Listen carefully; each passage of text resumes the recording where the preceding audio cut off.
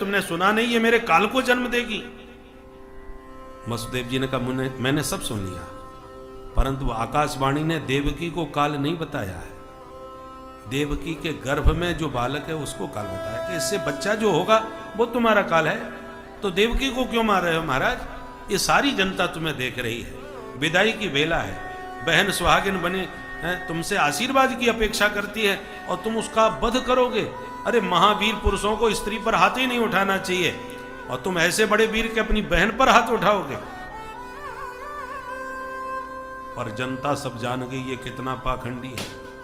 अभी जिसके लिए आंसू बहा के रो रहा था, 1 मिनट में उसी की गर्दन उड़ाने को तैयार हो गया। दुष्टों का प्रेम पानी की लकीर की तरह होता है, न तो बनते देर न मिटते देर। और सज्जनों का प्रेम पत्थर की लकीर होता है, जल्दी किसी से प्रेम करते नहीं, और प्रेम किया है तो जीवन भर उसका निर्वाह करते हैं। पत्थर पर लकीर बनती नहीं, बन गई तो फिर मिटती नहीं। और वसुदेव जी के समझाने पर कंस को समझ में बात आ गई। अच्छा तो एक समझौता करते हैं, क्या? जब तक 8 बच्चे नहीं होते तुम दोनों को मेरे पास ही रहना पड़ेगा। वसुदेव जी ने कहा मैं स्वीकार है महाराज। पत्नी की जो रक्षा करे उसी को पति कहते हैं। पारक्षणे धातु है, पाति रक्षती पति।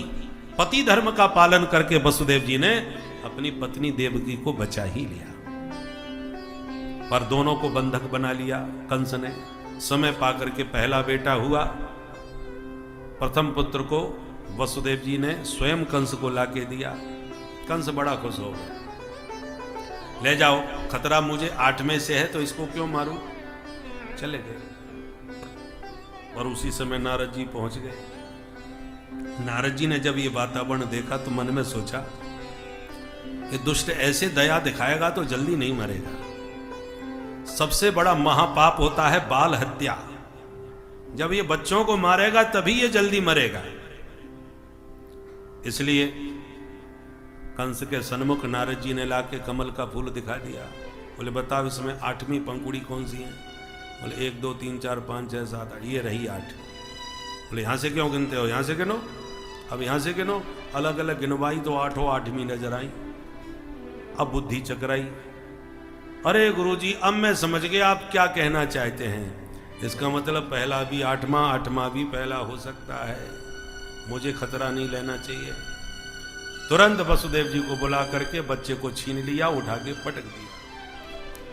मूर्ख और संघ दूसरों के भूखने से बचते हैं, इनका अपना कोई स्वविवेक नहीं होता। कंस का बुद्धि घुमा दी और कंस ने इसी प्रकार देवकी के 6 पुत्रों की लगातार हत्या की। 7वें गर्भ में भगवान ने शेष जी को भेज दिया कि अब की बार तुम बड़े भैया बन जाओ, हम छोटे बनेंगे। और योग माया को बुला के निर्देश दिया कि देवकी के गर्भ का आकर्षण करके रोहिणी के गर्भ में उसे स्थापित कर दो। ये गर्भांतरण प्रक्रिया जो आज भी वैज्ञानिक करने लगे। और तुम स्वयं यशोदा मैया की बेटी बन जाओ। कंस तुम्हें 8वीं संतान समझ के मारने का प्रयास करेगा, तब तुम अष्टभुजी बन के प्रकट हो जाना। फिर देखो तुम्हारी कितनी पूजा होगी। दुर्गा मैया, शारदा मैया, अंबिका मैया, कात्यायनी मैया, चंडी मैया, भद्रकाली मैया, हजारों नामों से तुम्हारी ख्याति जन जन में होगी। योग माया ने वही किया जो प्रभु ने आदेश दिया, पर कंस ने ऐसा समझ लिया कि देवकी के 7वें गर्भ का स्वतः पतन हो गया। अब 8वें गर्भ में प्रभु पधारे तो चारों ओर देवकी माता का प्रकाश दैदीप्यमान होने लगा। देवता समझ गए कि प्रभु अवतार लेने के लिए आ गए। सारे देवता प्रकट होकर गर्भस्थ भगवान की स्तुति गाने लगे। सत्यव्रतम सत्य परम त्रिसत्यम सत्यस्य जोनिं निहितं च सत्ये सत्यस्य सत्यम व्रत सत्य नेत्रम सत्यात्मकं त्वां शरणं प्रपन्ना। सत्य सत्य कह के देवताओं ने भगवान की स्तुति गाई। क्यों? क्योंकि देवताओं के मन में एक डर है। किस बात का? कि भगवान ने हमें वचन दिया था कि हम अवतार लेके आ रहे हैं और सब दुष्टों को मार देंगे, चिंता न करो। तब से निश्चिंत थे देवता। पर जब देवकी के पुत्र बन के आते दिखाई पड़े तो मन में सोचा ये जितने दुष्ट हैं सब इन्हीं के रिश्तेदार बने बैठे हैं। कोई मामा बना बैठा है, कोई बुआ का लड़का, फूफा बना बैठा है।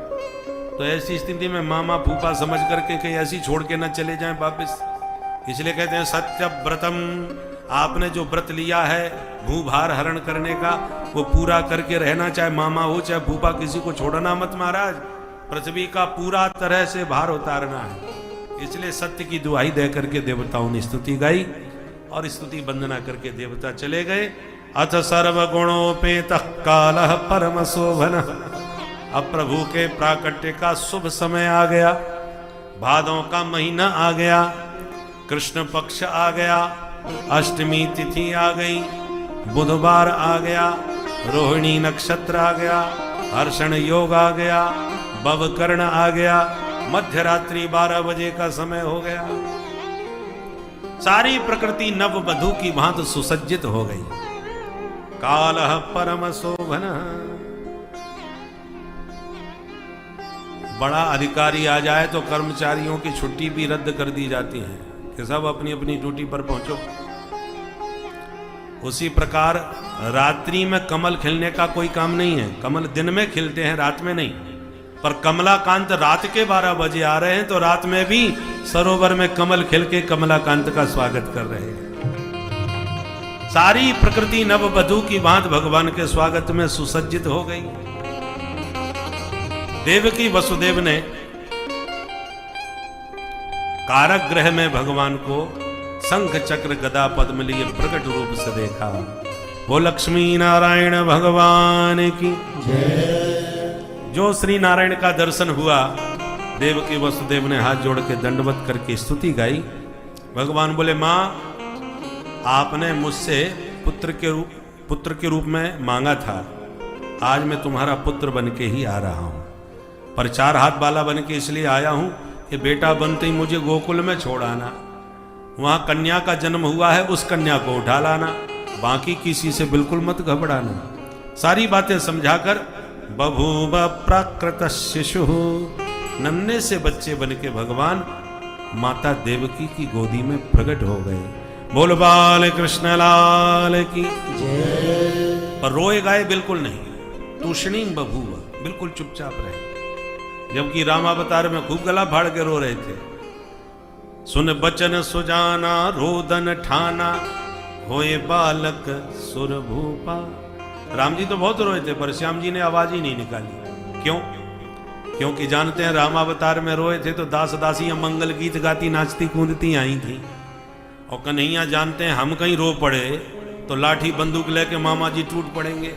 यहाँ का माहौल ठीक नहीं है, इसलिए शांत ही रहो। इसलिए भगवान ने कोई आवाज नहीं की, मौन रहे।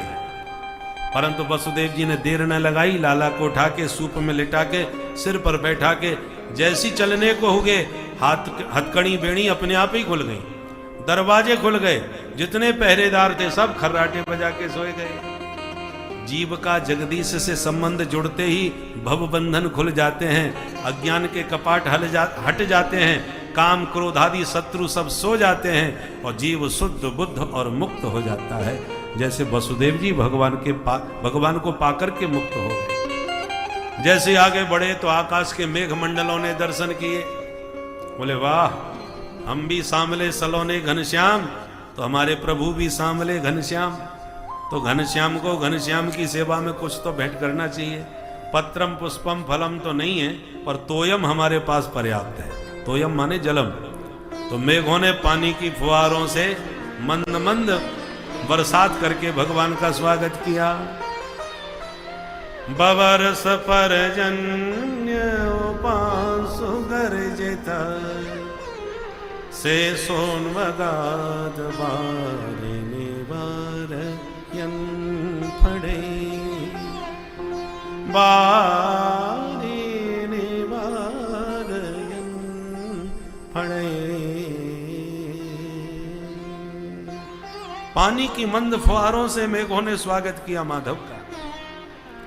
शेष भगवान ने देखा ये पानी बरसा रहे हैं, ठाकुर जी हमारे नन्हे से हैं, तो 1000 फन तान के शेष भगवान छत्र बन के पीछे पीछे चल पड़े। पानी क्यों बरसा? भगवान आदेश देते तो बंद नहीं हो जाता, पर भगवान की इच्छा से पानी बरस रहा है। क्योंकि वसुदेव जी लेके गोकुल जा रहे हैं। गोकुल सर्वथा ग्रामीणांचल है, और गांव देहातों में बहुत से पुरुष घर के बाहर ही खाट डाल करके लेट जाते हैं, घर के भीतर कम सोते हैं। ग्रामीण अंचलों में प्राय लोग खुले मैदान में सोना पसंद करते हैं। तो गोकुल में वसुदेव जी लेके जा रहे हैं और कहीं खटिया बिछाए दरवाजे के बाहर, कहीं लोग सो रहे होंगे और कहीं अंधेरे में, कृष्ण पक्ष की रात है, कहीं टकरा गए किसी से, पोल पट्टी खुल जाएगी और सब बात रहस्य उजागर हो जाएगा। इसलिए भगवान की इच्छा से पानी बरसा, जो पानी की बूंदें पड़ी तो अपनी अपनी खटिया उठा के सब घर के भीतर घुस गए और सारी गलियां सुनी शांत हो गई, इसलिए पानी बरसा। बोलो राधे राधे। परंतु जैसे ही आगे बढ़े तो जमुना जी ने दर्शन किए। ओहो, ये मेरे होने वाले पतिदेव हैं और प्रथम बार आ रहे हैं, तो बिना चरण छुए नहीं जाने दूंगी। तो जमुना जी में बाढ़ आ गई, वसुदेव जी के कंठ तक पानी पहुंच गया। प्रभु समझ गए देवी जी को चरण छूने की पड़ रही है और पिताजी डूबे जा रहे हैं, इसलिए तुरंत अपना चरणारविंद नीचे लटका दिया। उन चरणों का स्पर्श होते ही जमुना जी पाद प्रक्षालन करके तुरंत वसुदेव जी के घुटनों के बराबर हो गई। बोले जमुना महारानी की जय। एक संत कहते नहीं, जमुना जी में बाढ़ आई थी अपने प्रियतम को पाने के लिए, मिलने के लिए। एक बार अपने प्रियतम का मुख तो देखूं वो कैसे हैं। सो जैसी उमंग उठी जमुना की तरंग में, तो जमुना जी को पति का मुंह तो दिखा नहीं, ससुर जी की दाढ़ी पहले दिखाई पड़ गई। इसलिए बेचारी शर्मा करके तुरंत ससुर जी के चरणों में झुक गई। बोले यमुना महारानी की जय। ऐसे यमुना पार करके नंद भवन में जाके लाला को सुला के लाली को उठा करके वापिस ले आए।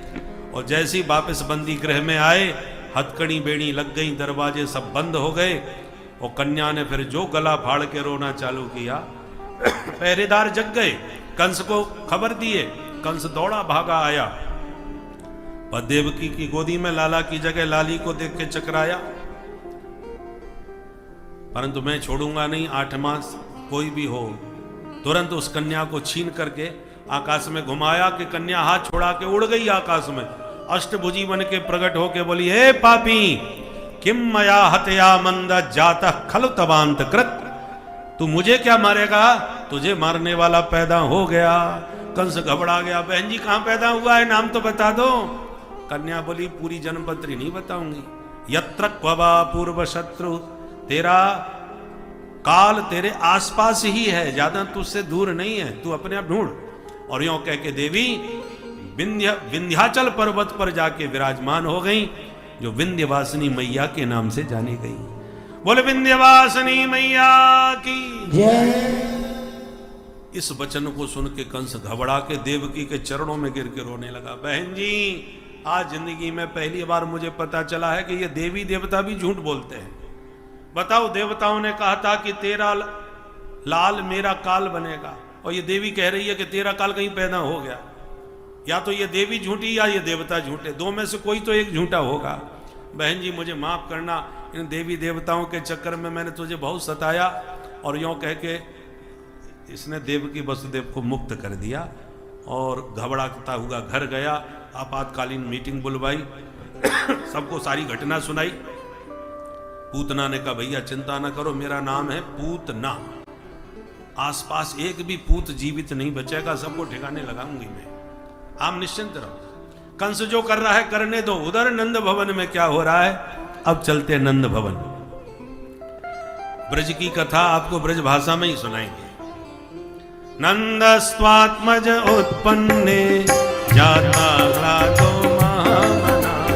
नंदस्त्वात्मज उत्पन्ने जाता ह्लादो महामना।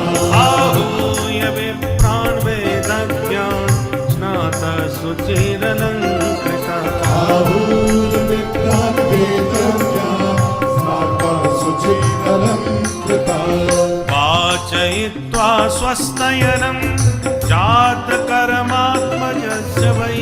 वाचयित्वा स्वस्तयनं जात कर्मात्मजस्य वै।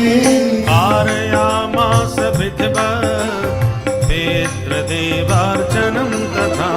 कारयामास विधिवत् पितृदेवार्चनं तथा। नन्दस्वात्मज उत्पन्ने जाता ह्लादो महामना।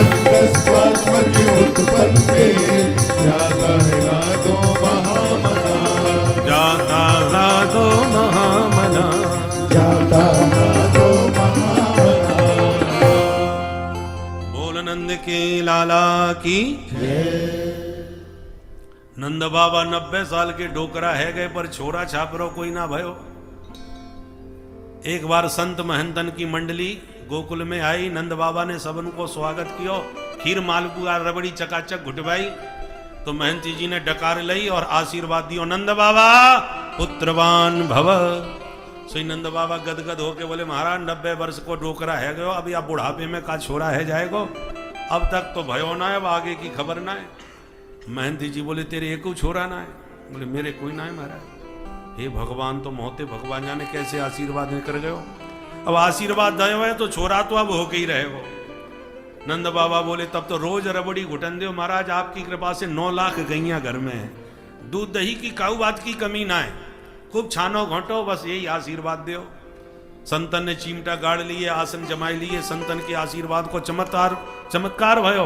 कछु दिनन में यशोदा जी को लाभ है। पूरे ब्रज में बात फैल गई, जसोदा के छोरा हो बेवारो है। गोपियन को भनक पड़ी तो गोपियन ने खुशी के मारे 84 गज के लहंगा सिलवाए लिए, बढ़िया चुनरी बनवाए ली। जादना जसोदा के छोरा होगो, बादना यही लहंगा चुनरी में जाऊंगी लेके बधाई। छोरा भयो ना, 6 महीना पहले से तैयारी चालू। नंद बाबा अपनी बहन जी ये बुलावे पहुंच गए, बहन सुनंदा तू जल्दी घर चल, बुआ बनवे बारी है। इतना सुन के नाचती कूदती झूमती 4 महीना पहले ही चली आई सुनंदा जी भाभी जी की सेवा करवे को। यशोदा जी का जब विवाह हुआ और दुल्हन बन के घर आई तो सुनंदा जी ने भाभी का मुंह देखा तो गले में हीरे का हार जगमगाता नजर आया, 9 लखा हार। देख करके सुनंदा ने मन में संकल्प लिया, जादना में बुआ बनूंगी, बादना भाभी से ये हार मांग के ही रहूंगी। पर बा बेचारी को बुढ़ापो आ गयो, हार मांगवे को दिन ही ना आवे। आज खुशी के मारे उछलती सुनंदा जी भाभी जी की सेवा में लगी है। बोलो राधे राधे। जो सबको यश देती हो उसका नाम यशोदा, यशः ददाती। और जो सबको आनंद देता हो उसका नाम नंद, नंद यति जगति नंदः। जो सबको आनंद दे वा को नाम नंद, और जो आनंद न दे वा को नाम ननद। बोलो राधे राधे। कोई भाग्यशाली भाभी होगी जाकू ननद से सुख मिले, नहीं तो प्राय ननद के नाम से भाभी जी की धड़कन बढ़ जाए। पर ये ननद नहीं है, इनका नाम है सुनंदा, जिनके आने का समाचार सुनते ही जसोदा भाभी प्रसन्न रह जाए। क्या सुनंदा आ गई, अमोय घर की चिंता न है। दौड़ दौड़ के सेवा कर रही थी कि अचानक आज कब वसुदेव रात में आए गए, अदला बदली कर गए, काऊ पतो ही ना चलो, सब सोते रह गए। नींद खुली तो सबसे पहले सुनंदा जी जगी। जब देखा दरवाजे खुले पड़े हैं तो चक्कर में पड़ गई, अरे राम राम, घर की काऊ चिंता ही ना है, सबरे दरवाजे खुले पड़े रात में और भाभी जी अभी तक ना जगी। तो भाभी के कमरे में झरोके से झांक के खिड़की से देखा तो नील कमल जैसा नन्ना सा लाला जसोदा भाभी के अंक में किलकारी भरता नजर आया। जो यह दृश्य देखा, सुनंदा भाग के भीतर भवन में गई और कमरे में जाके लाला की आभा प्रभा शोभा निकटता से निहारी तो जोर से खुशी के मारे उछलती वही दौड़ी, है गो है गो है गो है गो है गो। सबरे ग्वाला भागे भागे आए, कहा भयो, मुंह पे हाथ धर के बोली कछूना भयो। तो ऐसे काहे कौन चिल्लाई, हम तो घबरा गए भाई, बात का है। मन में सुनंदा जी ने सोचा खुशखबरी पहले भैया है मैं ही सुनाऊंगी। मोते पहले काऊ और ने खबर पहुंचा दी तो मेरो तो 9 लखा हार गयो पानी में। तो तुरंत बोली मैं सब बाद में बताऊंगी, पहले ये बताओ भैया कहाँ हैं।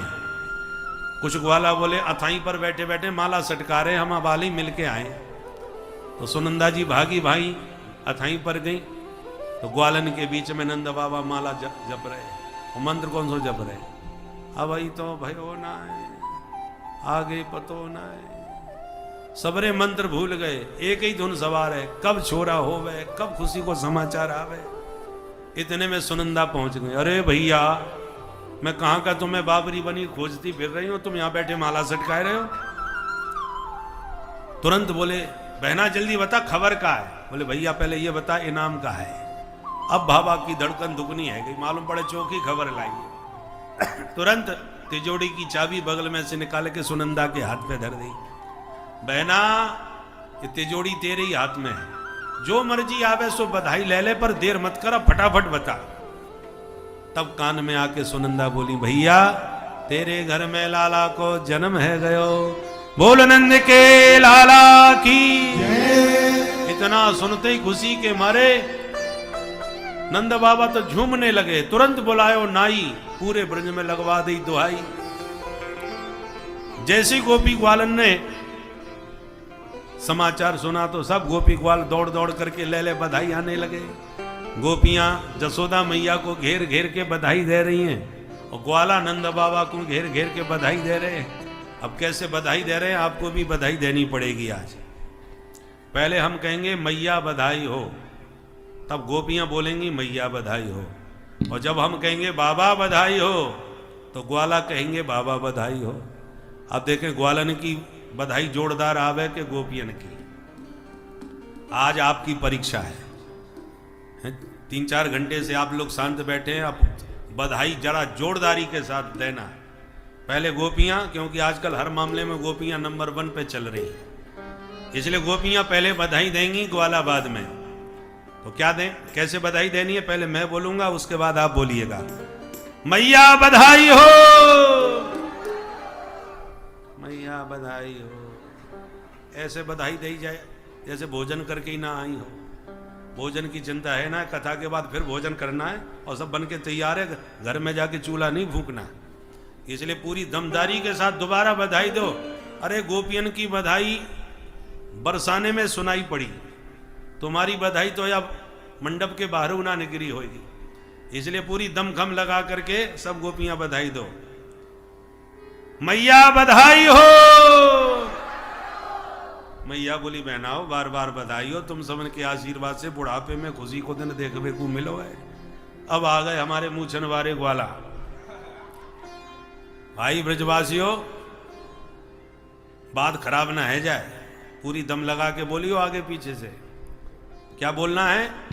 बाबा बधाई हो, बाबा बधाई हो। माइक में नहीं मानी जाएगी भाई, बेईमानी है जाएगी। बिना माइक के ईमानदारी से बोल के बताओ तब तो चलेगा भाई। दोबारा बाबा बधाई हो, मैया बधाई हो। भाई ब्रजवासियों, अपनी मूछन की लाज बच गई। गोपी ग्वाल साहब झूम रहे, नाच रहे हैं और मस्ती में गा रहे हैं। क्या गा रहे हैं? चलिए हम भी प्रेम से गाएं और नंद भवन में अपने को अनुभव करते हुए प्रेम से नाचें और प्रेम से बधाई पाएं। अरे कन्हैया झूले पलना, निक धीरे झोटा दीजो। कन्हैया झूले पलना, निक धीरे झोटा दीजो। मेरो लाला झूले पलना, निक धीरे झोटा दीजो। मेरो लाला झूले पलना, निक धीरे झोटा दीजो। अरे धीरे झोटा दीजो, निक होले झोटा दीजो। धीरे झोटा दीजो, निक होले झोटा दीजो। निक धीरे धीरे झोटा दीजो, निक होले होले झोटा दीजो। धीरे धीरे झोटा दीजो, निक होले होले झोटा दीजो। मेरो कान्हा झूले पलना, निक धीरे झोटा दीजो। मेरो कान्हा झूले पलना, निक धीरे झोटा दीजो। मेरो लाला झूले पलना, निक धीरे झोटा दीजो। मेरो लाला झूले पलना, निक धीरे झोटा दीजो। बधाई हो।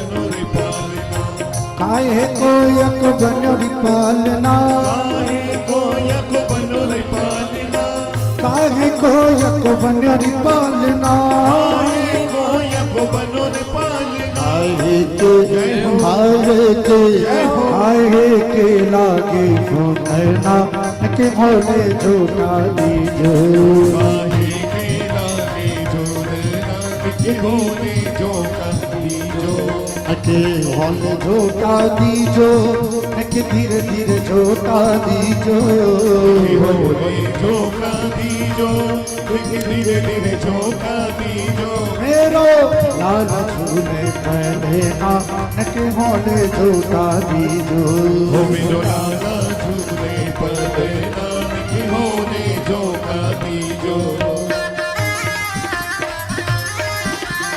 जय हो